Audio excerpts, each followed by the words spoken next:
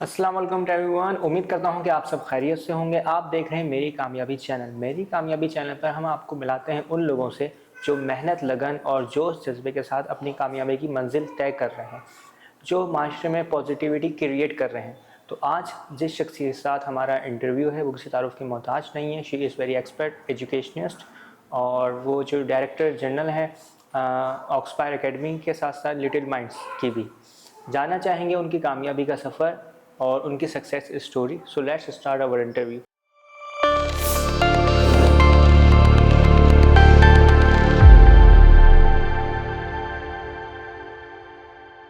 अस्सलाम वालेकुम मिस। वालेकुम सलाम। कैसे हैं, मिजाज हैं आपके, तबीयत वगैरह कैसी है आपकी? अल्हम्दुलिल्लाह आई एम फाइन अल्हम्दुलिल्लाह। अच्छा जी। मैडम, आप मुझे ये बताइएगा कि आपका एजुकेशन की फ़ील्ड में आने का सफ़र कैसे आगाज़ हुआ इसका? टीचिंग करियर से स्टार्ट किया था माशाल्लाह से, और काफ़ी साल हो गए हैं इस फील्ड में अल्हम्दुलिल्लाह। अब now I am working as a managing director that's Oxfire Academy and Little Minds. और मैंने माशाल्लाह से जब ये स्टार्ट किया था तो उस वक्त ये सोच के किया था कि बच्चे, जब मैंने स्टार्ट किया तो मुझे बहुत अच्छा लगा कि बच्चे माशाल्लाह से इंटरेस्ट लेते हैं। और बहुत सारे सब्जेक्ट्स हैं। उसमें मोंटेसरी में जब आप मोंटेसरी टीचर होते हैं तो फिर आपको बहुत ऐसे सारे सब्जेक्ट्स पढ़ाने का, एक ही क्लास के अंदर आप होम रूम टीचर होते हैं तो पढ़ाने का चांस मिलता है। Then you get to know कि आप की क्या क्या स्किल्स हैं। आप बच्चों को बहुत सारी चीज़ें, सब्जेक्ट्स ऐसे पढ़ाते हैं जिसमें आपकी अपनी भी एक लर्निंग डेवलप, आपकी लर्निंग हो रही होती है, आपकी अपनी पर्सनैलिटी डेवलप हो रही होती है एज अ टीचर। तो ये मेरा 25 साल पहले से माशाल्लाह से इस फील्ड में आने का था। उसके बाद मैंने मास्टर्स किया लिटरेचर में, फिर मैंने AMI किया, that is from from Association Montessori International, that's from Netherland. और फिर आगे सफ़र चलता रहा as a head and now as a director. अच्छा, हमारे माशरे में एक ये कॉन्सेप्ट है कि जिसको कुछ नहीं आता वो टीचर बन जाता है। लोग इस तरह की बात करते हैं, भाई आप क्या काम कर रहे हैं, तो टीचर ये तो हर कोई बन जाता है। तो आप क्या कहना चाहेंगी, क्या मैसेज देना चाहेंगी उन लोगों को?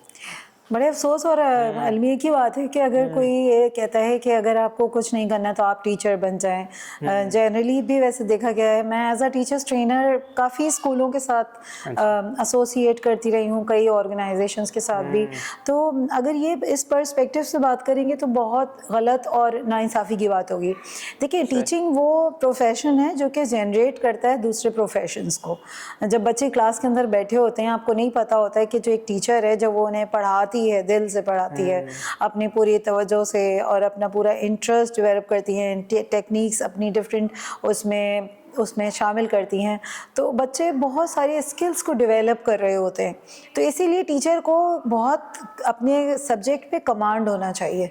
और ये बहुत गलत माशरे की सोच होती है कि जिनको टीचिंग कुछ नहीं करना होता है उन्हें टीचर, जबकि टीचर ही सबसे ज़्यादा इग्नोर की जाती है। वो प्रोफेशन है पाकिस्तान में सबसे ज़्यादा इग्नोर किया जाता है। लेस सैलरी है, ओवर बर्डन है, अब प्रेशर बहुत है कि रिज़ल्ट भी तैयार करना चाहिए, क्लास को भी देखना है। ऐसे में टीचर्स ट्रेनिंग और दूसरे आउटडेटेड करिकुलम के साथ बट टीचर्स को जो पढ़ाना होता है वो शायद इसी सोच की वजह से लोग कह देते होंगे, जब जो कि बहुत ही गलत अप्रोच है।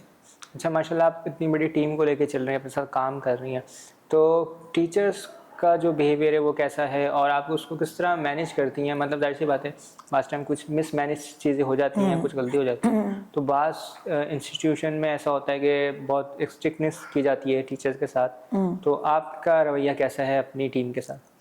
अब ये तो टीम ही बताएगी कि अच्छा। हमारी के क्या बिहेवियर है। अच्छा देखिए, जब आप टीचर बनते हैं तो आपको बहुत सारे ऐसे चीज़ों से गुजरना पड़ता है जब आपको खुद पता होता है कि मैंने अगर ये वाली स्ट्रैटेजी यहाँ यूज़ की है तो मुझे क्या इसका मिलेगा, रिफ्लेक्शन आपको पता होता है। देखिए, जो टीचर्स होते हैं ना, वो सबसे पहले जब वो किसी से कमांड लेते हैं, वो प्रिंसिपल होती है या कोऑर्डिनेटर्स होते हैं उनके, और डायरेक्टर से फिर प्रिंसिपल कनेक्टेड होती है। तो ये सब, ये जितने भी लोग एक स्कूल के अंदर होते हैं वो सब एक दूसरे से इंटरकनेक्टेड होते हैं, ठीक है ना। जैसे अगर कोई करिकुलम है तो उसे बनाने वाले हेड्स होते हैं, मैनेजमेंट होती है। अगर टीचर से कोई गलती हो रही है तो सबसे पहले तो ये सोचा जाए कि अगर आपने कोई प्लानिंग दी है टीचर के हाथ में तो आप उसको पढ़ाने का तरीका बताएं। वही मैंने आपको बताया ना कि अगर आउटडेटेड करिकुलम हुआ और टीचर्स ट्रेनिंग का लैकिंग है कि हम सिखाते नहीं हैं। अब ऐसे में अगर किसी टीचर से कोई मिस्टेक हो जाती है तो कोई ऐसी इसमें बड़ी बात नहीं होती है, ह्यूमन एरर्स तो होंगे ना। आप उनकी ट्रेनिंग को यकीनी बनाइए, ठीक है, सही। कि जब वो क्लास में जाएं तो उससे पहले प्री प्लानिंग हो, यानी कि प्लानिंग जो है ना वो बहुत मोस्ट इम्पॉर्टेंट पार्ट है वो किसी भी स्कूल का। करिकुलम पे काम करना है, प्लानिंग पे काम करना है और उसका मटेरियल रेडी करना है। क्लास के अंदर वो अपडेटेड बोर्ड्स होते हैं। जब वो टीचर पढ़ाने जाते हैं उससे पहले ही अगर हमारे प्रिंसिपल्स, हमारे स्टेक होल्डर्स हैं या ट्रेनिंग का करें एक पार्ट इम्पॉर्टेंट उस स्कूल में, तो गलती होती है, उन्हें सिखाया जाता है और गलतियों को फिर इम्प्रूव भी किया जाता है चीज़ों को, ठीक है। वो चीज़ स्कूल की कामयाबी में अहम किरदार अदा करती है। अच्छा, एज अ एजुकेशनिस्ट फीमेल आप लीड कर रही हैं, तो क्या चैलेंजेस का सामना करना पड़ता है आपको सोसाइटी में अपने? चैलेंजेस तो बहुत होते हैं फीमेल्स, ये मेल डोमिनेटेड सोसाइटी में अगर आप कहीं भी किसी भी डेजिग्नेशन आपकी, आप हायर पोजीशन में हो, चाहे आप एक कोई भी पोस्ट हो, तो आपको बहुत सारी चीज़ों में फेस करनी पड़ती हैं चीज़ें, ठीक है।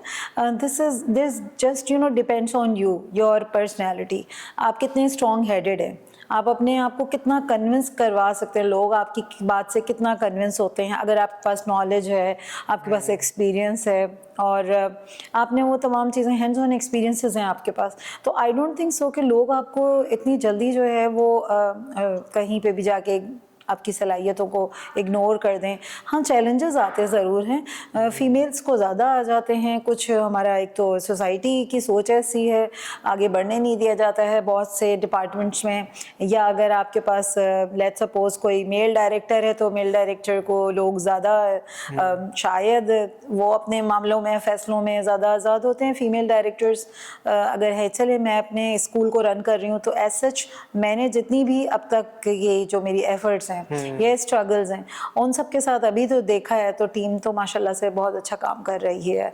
And I am really happy कि लोग अंडर फीमेल काम कर रहे हैं। तो मुझे ऐसा लगता है कि रिस्पेक्ट का एलिमेंट भी बहुत इंपॉर्टेंट है। अगर हम उन्हें रिस्पेक्ट दें और उनको ट्रेन करें और अपना विजन क्लियरली उनके सामने पेश करें तो ऐसा ऐसी कोई प्रॉब्लम नहीं आती है। अच्छा, आप क्या कहना चाहेंगी पेरेंट्स के हवाले से, जो आजकल ग्रेडिंग सिस्टम है और बच्चों को प्रेशराइज करते हैं मतलब ग्रेड के हवाले से, तो किस हद तक इसमें सदाकत है और किस हद तक ये ठीक है कि बच्चों को फोर्स अप करना कि भाई आपने बहुत अच्छे मार्क्स लेके आने, तो कंपैरिजन कर रहे हैं बच्चों के साथ, दूसरे बच्चों के साथ, रिलेटिव्स के अंदर भी ये होता है। सवाल तो आपका बहुत अहम है और इसके कई जवाब हैं। यानी ये समझें कि अगर आप स्कूल के लोगों के हवाले से बात करें तो ग्रेडिंग सिस्टम तो मेजरमेंट होता है कि बच्चे ने कितना पढ़ा है तो उसके ग्रेड्स बना दिए, ये एक मेजरमेंट है। चलें, बेनिफिट्स और आप समझें डिसएडवांटेजेस हर जगह हैं। प्रेशराइज कर दिया जाता है, डिसएडवांटेज है। अगर बच्चों को कहा जाता है किसी स्कूल में कि आप, बच्चे पेरेंट्स ही कहते हुए नज़र आते हैं आप को फर्स्ट आना है, सेकंड आना है, ये जो ग्रेडिंग सिस्टम है इसने हमारी ना स्किल्स बेस्ड यानी करिकुलम को अभी वैसा नहीं है। अब अगर आप ओ लेवल सिस्टम या कैम्ब्रिज सिस्टम्स की बात कर लें, वहाँ तो है ये सब चीज़ें। अगर आप किसी अच्छे स्कूल में जाएंगे तो वहाँ के करिकुलम, वही मैंने आपसे कहा ना, करिकुलम बहुत इंपॉर्टेंट रोल प्ले करता है जी। तो अगर आप इसके अंदर ग्रेडिंग सिस्टम का, there should be a balance between these two things. Skills based programmes जिसमें आप बच्चों की इंडिविजुअल यानी है कि जब असेस करते हैं उन्हें तो बच्चों की स्किल्स निकल के सामने आती हैं। अगर मैं कहूँ कि भाई मल्टीपल इंटेलिजेंस होती है, कुछ बच्चे अच्छे स्पीकर्स होते हैं, किसी के अंदर इंट्रापर्सनल स्किल्स होती हैं, किसी में इंटरपर्सनल स्किल्स होती हैं, कोई काइनेस्थेटिक होता है तो स्पोर्ट्समैन बनते हैं। तो बच्चे सिर्फ लिखते पढ़ते नहीं हैं, इसके सिर्फ रीडिंग और राइटिंग में आ जाएं। फुल मार्क्स भी उसी वक्त आते हैं जब उन्हें इसी तरीके से इनकरेज किया जाता है, समझ रहे हैं ना आप बात। और उनकी जो डेवलपमेंट होती है वो होलिस्टिक होती है, ओवरऑल डेवलपमेंट हो रही होती है। तो पेरेंट्स को इस सिलसिले में बहुत एक अहम बात समझनी है कि उनकी भी काउंसलिंग की भी बहुत ज़रूरत होती है पेरेंट्स की। अब पेरेंट्स घर में बैठे होते हैं, जैसा आपने कहा कि रिलेटिव्स में बैठ के कहते हैं अच्छा इसकी ग्रेडिंग अच्छी नहीं है, इस बच्चे, अच्छा तुम्हारा ए ग्रेड, आपके बेटे का ए ग्रेड आ गया जी, A+ आ गया है, तो अगर आप B ग्रेड ले आए, C, तो इसका मतलब है कि यू आर डूइंग नथिंग। ऐसा नहीं है, हर बच्चे का लेवल ऑफ इंटरेस्ट डिफरेंट होता है, because every child is an individual child. मैं जो डॉक्टर मारिया मोंटेसरी का कहना है तो ये बात बिल्कुल सच है कि आपका लेवल ऑफ इंटरेस्ट कुछ और होगा, मैं किसी और सब्जेक्ट में इंटरेस्ट ले रही होंगी, अगर हम स्टूडेंट्स होंगे तो दोनों चीज़ों में बैलेंस होना चाहिए। ग्रेडिंग भी है और आप उनके साथ साथ उनको असेस करें। फॉर्मेटिव और समेटिव असेसमेंट इसीलिए बनाए गए, वो बच्चे पूरा साल फिर उनको उसी तरह असेस किया जाता है। अच्छा, जैसे स्कूल्स में होता ज़्यादातर एक सवाल ये है कि बहुत ज़्यादा शरीर बच्चे होते हैं, तो उनको किस तरह मैनेज किया जाता है, क्योंकि उन्होंने कोई ना कोई बच्चा होता है पूरी क्लास के अंदर जिसने पूरी क्लास को तंग किया हुआ होता है, तो उसके हवाले से या तो क्या लाएअमल होता है?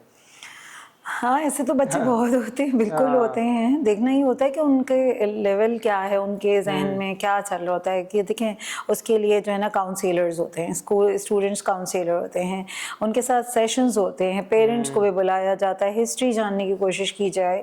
अब जैसे अगर मैं अपने ही स्कूल की बात करूँ तो बच्चों की कुछ हिस्ट्री होती है, कुछ एलिमेंट्स होते हैं, कुछ ट्रॉमास होते हैं। हर बच्चा किसी डिफरेंट ट्रॉमा से भी गुजर रहा होता है। कुछ ऐसी चीज़ें होती है जो उसके इन्वायरमेंट में उसको तंग कर रही होती है, या उसे पेरेंट्स की तरफ से अटेंशन नहीं मिल रही होती है, इस तरह भी होता है। या फिर टीचर उसके साथ कुछ ऐसा बिहेव कर रही होती हैं, क्योंकि देखिए हमारे यहाँ ना हाईलाइट बहुत हो जाते हैं खराब। अगर बच्चा ऐसा शरारती है तो हमेशा उसको टैग ये कर दिया जाता है कि आप इसी तरह का शरारती है, तो जो शरारत स्कूल में क्लास में कोई और भी लेट सपोज कर रहा है तो बच्चे का नाम आ जाता है। तो इसके लिए सबसे पहले इंपॉर्टेंट है कि बच्चे की हिस्ट्री जाने, बैकग्राउंड देखें और पेरेंट्स को बुलाया जाए, उनकी भी काउंसलिंग की जाए। मे बी पॉसिबल कि उनकी तरफ से भी कोई बच्चे को इग्नोर किया जा रहा हो, टाइम ना दिया जाता हो उसके लिए। मोबाइल्स उसके बच्चों के आजकल हाथ में रहते हैं मुस्तकिल, पेरेंट्स को पता नहीं होता कि वो बच्चे क्या यूज़ कर रहे हैं, उसके अंदर क्या गेम्स खेल रहे हैं। तो ये सब चीज़ें अगर इन पर काम किया जाए तो बच्चे की पर्सनैलिटी चेंज हो सकती है। अच्छा, करिकुलम के हवाले से आप क्या कहना चाहेंगे? पाकिस्तान में किस तरह का करिकुलम है इस वक्त और उसको कितना अपडेट होने की ज़रूरत है? देखें, इस वक्त तो जो है कई सिस्टम्स हैं, आपको पता है कैम्ब्रिज सिस्टम है आपका, और आप जो है मैट्रिकुलेशन बोर्ड है, फिर उसके बाद आगा खान बोर्ड है, मदरसा सिस्टम है, काफ़ी सिस्टम्स यहाँ पर हैं।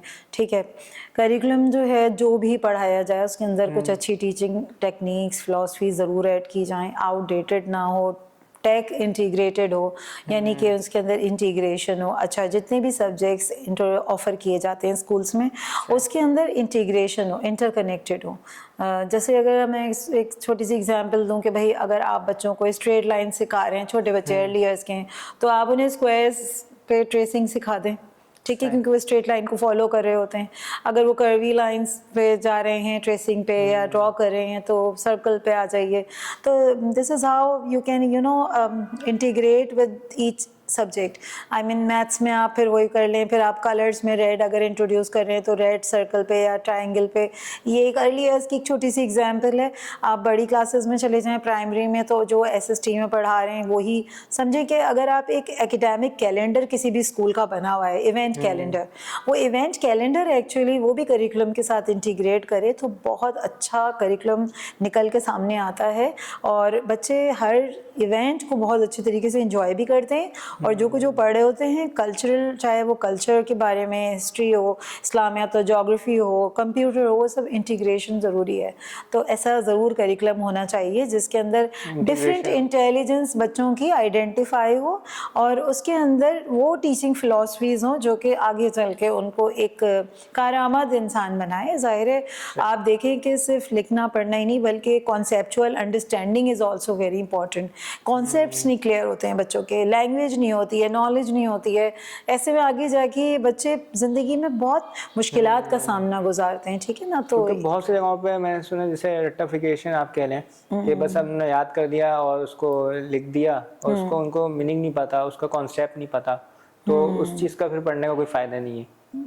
बिल्कुल सही कह रहे हैं आप। जैसे रोड लर्निंग की अगर आप बात करते हैं, अगर आप कॉपी डाउन कर रहे हैं बोर्ड पे लिखा हुआ आंसर, तो ये तो उस बच्चे की सोच नहीं हुई, ना कोई क्रिएटिविटी है ना इनोवेटिविटी है। लेट सपोज आपने किसी बच्चे को कोई ऐसे राइटिंग हो गई है तो वो तो कॉम्पोजिशन है, तो वो तो बच्चे की अपनी जहन की सलाहियत है ना, उसकी अपनी क्रिएटिविटी है। ठीक है, तो ये सारा जो सिस्टम है ना, इसी को मैं आउटडेटेड कहती हूँ। ठीक है, और ये मैट्रिक सिस्टम में ज़्यादातर लोग ये समझते हैं कि जैसे इस तरह चीज़ कर लें कि पढ़ लिया, बुक में निशान लगवा दिए, पढ़ लिया, दैट्स नॉट फाइन। और ये एक बहुत बड़ा इनजस्टिस है उस उम्र के बच्चे के लिए जिसका दिमाग खुल नहीं रहा है, उससे क्रिटिकल थिंकिंग डेवलप नहीं हो रही है, प्रॉब्लम सॉल्विंग नहीं आती है, फ्लेक्सिबिलिटी नहीं है टीचर में कि मैं इससे निकल कर इस जगह से कुछ और समझाऊँ, बाहर लेके जाऊँ बच्चों को, कुछ बाहर सिखाएँ, कुछ प्रोजेक्ट बेस्ड लर्निंग हो, इंडिविजुअल अटेंशन दी जाए, असेंबली प्रेजेंटेशंस हैं या कोई प्रोजेक्ट बेस्ड है जिसमें आप बच्चों से बुकलेट्स बनवा लीजिए।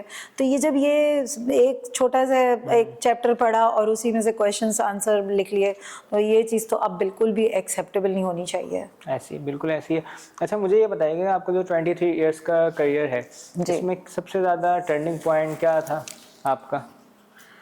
मेरा टर्निंग पॉइंट था जब मैं हेड बन गई थी माशाल्लाह से, और मैंने जब अपना एक AMI का कोर्स किया, मॉन्टेसरी का, तो बहुत कुछ पढ़ने को उसमें मिला, और ख़ुद भी अपने आप को भी अगर मैंने उसमें फिगर आउट किया तो पता चला कि मैं तो मैथ्स में बहुत अच्छा मैंने किया और समझा उस वक्त, क्योंकि हमने बड़ी कॉन्सेप्ट हमारे क्लियर हुए उसके बारे में, मटेरियल के थ्रू पढ़ा, ठीक है ना।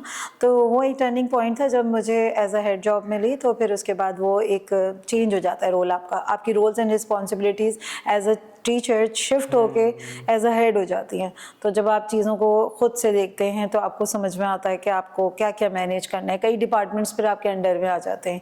अब नाउ द एक और चीज़ है जो कि चेंज हो गई है, जो एज अ डायरेक्टर आ गई। अब अपना एक बिजनेस है जिसे इस्टेब्लिश करना है, पेरेंट्स को केटर भी करना है, टीचर्स को भी देखना है, हेड को भी डिस्कस करना है हर चीज़, और तमाम करिकुलम पे नज़र रखनी है, लर्निंग आउटकम्स देखने हैं, जो SLOs होते हैं, स्टूडेंट्स लर्निंग आउटकम है, बच्चे किस तरीके से सीख रहे हैं, क्या कर रहे हैं, क्लास में क्लासेस कैसे जा रही हैं, मैनेजरियल क्वालिटीज़ किस में हैं, कौन मैनेजमेंट में अच्छा है, कौन एडमिनिस्ट्रेशन में अच्छा है, कौन इतना बिजनेस हमारे लिए ला रहा है, क्या हमें क्या करना है।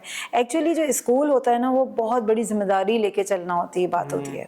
तो एज अ डायरेक्टर मुझे इन चीज़ों का काफ़ी चैलेंज है कि हमारे लिए जो बच्चे आए हैं, अगर हम कोई चीज़ क्लेम करते हैं या मेरा कोई विजन है, तो वो विजन मेरा जो है वो हो रहा है कम्प्लीटली, उस पर लोग फॉलो कर रहे हैं या नहीं कर रहे हैं। ये चैलेंजेस हैं काफ़ी, और ये चैलेंजेस अभी चलते रहेंगे till then I will be completing my some few years in एक फ्लरिश करता हुआ देखूँ अपना बिजनेस इंशाल्लाह ताला।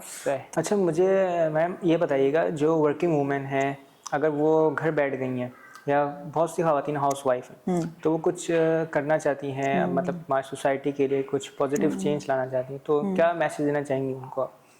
देखिए, जो एजुकेटेड होती हैं, जब एजुकेटेड फीमेल्स होती हैं, जब हमसे कभी कोई बात करता है या हम टीचर्स ट्रेनर होती हैं, वो कहते हैं कि आगे जाके वो कंटिन्यू नहीं कर सकते हैं, कुछ प्रॉब्लम्स हो जाती हैं या उनके कुछ ऐसे मसाइल होते हैं, तो देखिए वो घर बैठ के भी बहुत कुछ कर सकती हैं। या वो जो एजुकेटेड नहीं भी हैं, तो उनके लिए अब तो देखें the doors are open. I mean इतना कुछ हो गया है कि अब आप होम बेस्ड बहुत कुछ कर सकते हैं, बहुत सारे काम कर सकते हैं।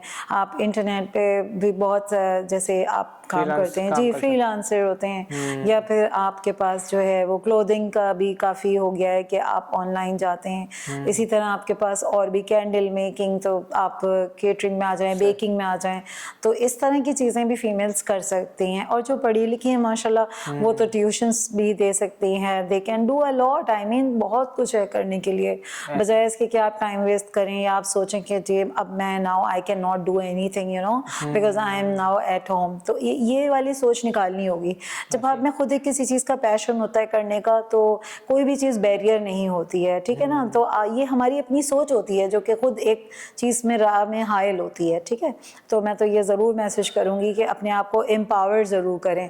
वो एम्पावर करना घर से महज पढ़ने के बाद महज निकलना और जॉब करना नहीं होता, बल्कि अगर वर्किंग फीमेल्स और घर बैठ गई हैं किसी रीज़न की वजह से, तो वो अपने बच्चों पर तवज्जो दें, उन्हें पढ़ाएं, उनको देखें उनकी लैकिंग कहाँ है, उनके लिए काम करें, उन बच्चों के लिए। यही बहुत बड़ी चीज़ है।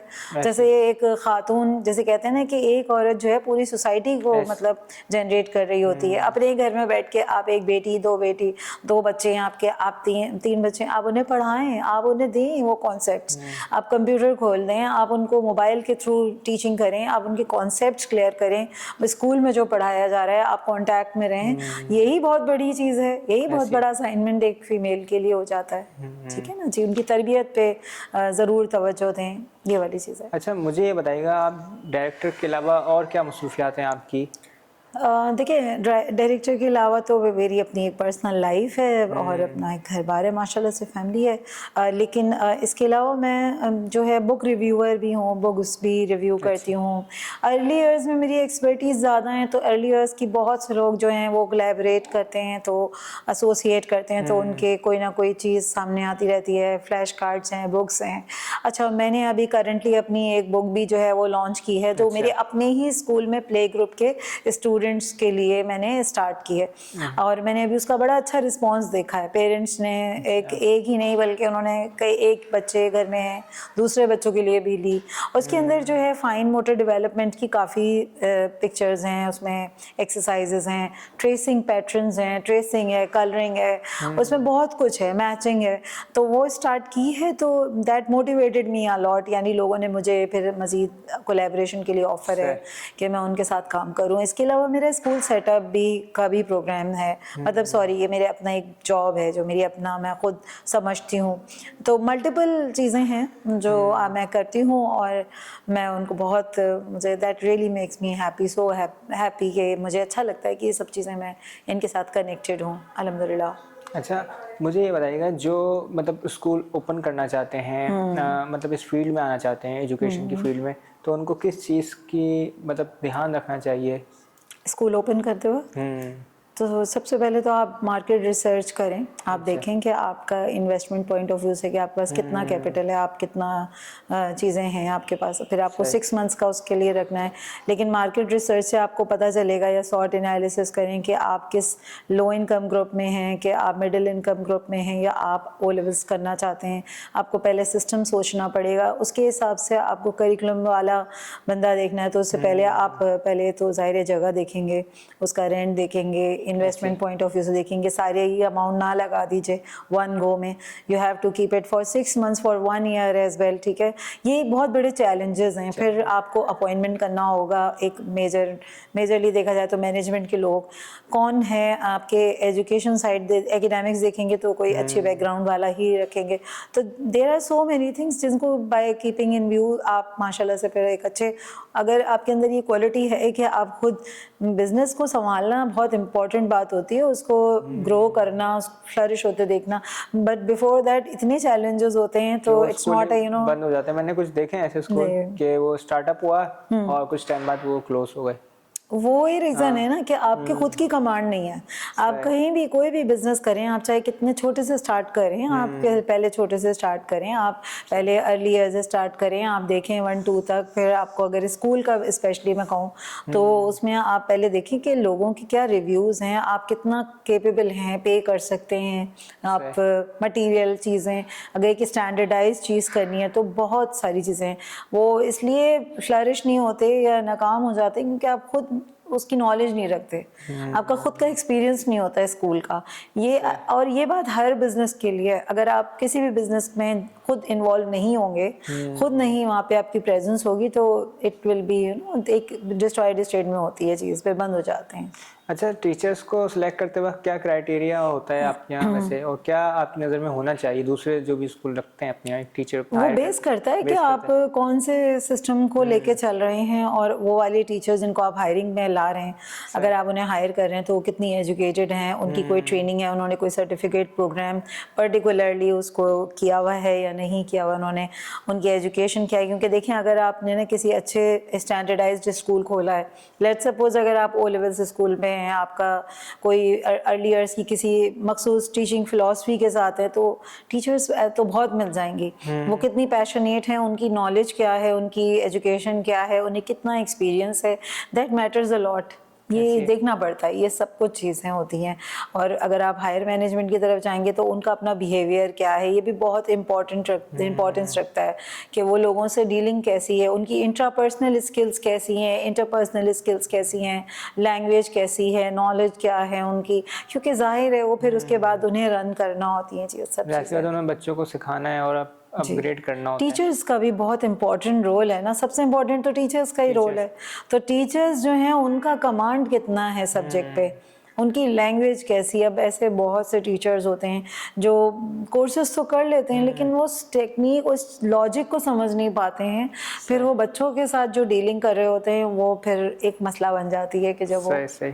अच्छा, स्टूडेंट्स के अंदर, बस ये हम अपने सेगमेंट के लास्ट उसमें ही हैं, फेस में।